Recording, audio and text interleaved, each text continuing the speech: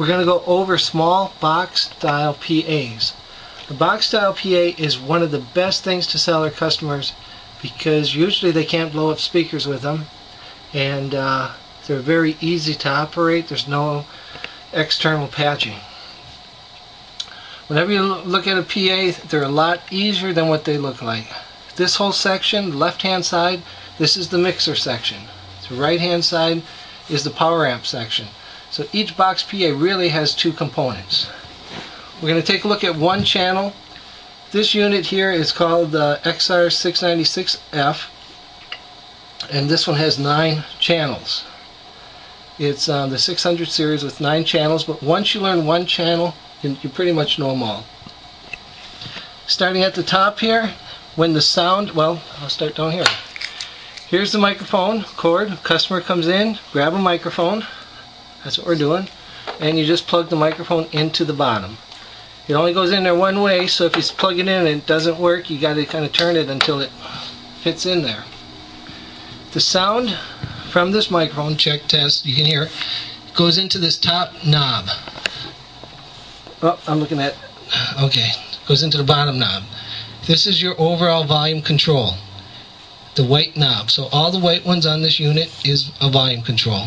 This next knob is called your monitor knob. What that does is it sends it to the monitor speakers. It's pretty much that simple.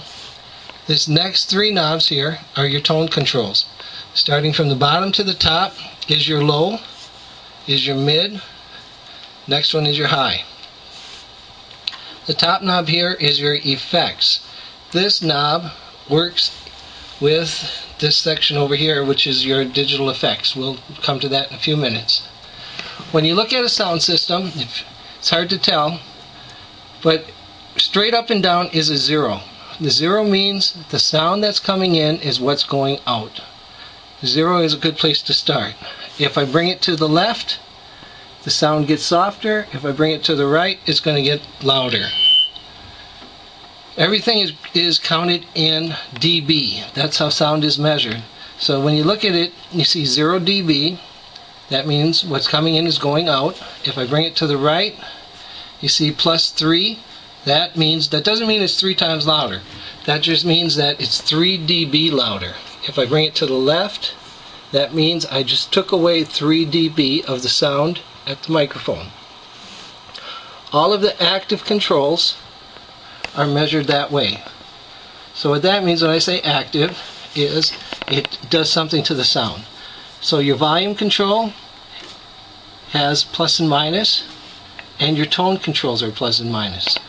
You notice that your monitor level and your effects level goes from 0 to 10. That's more of a passive control. It doesn't really add anything, it just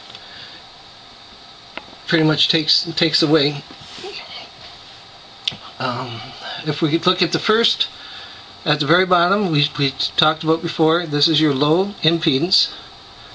This next knob up, or next input, right there, that's your line. That's if you have a guitar, a karaoke machine, something with a 1/4 inch in. This next one is your in-out patch.